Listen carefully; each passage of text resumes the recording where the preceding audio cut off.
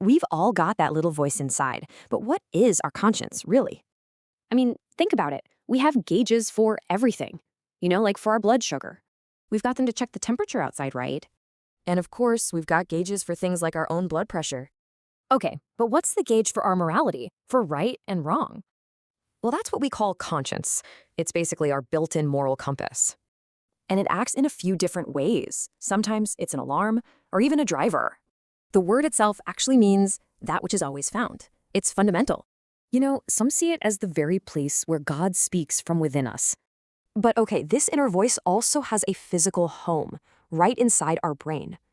And our morality center, the cortex, has been developing for 200 million years. So hormones are a huge part of this. Think of dopamine as the gas and serotonin as the brakes. Then you've got oxytocin, the bonding hormone. It's what drives empathy and caring. So what happens when this inner compass gets ignored, or maybe even broken? And here's the thing. A conscienceless person isn't missing one.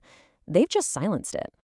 This leads to a huge split between actually being good and just appearing to be good. Which brings up a really big question about belief, doesn't it?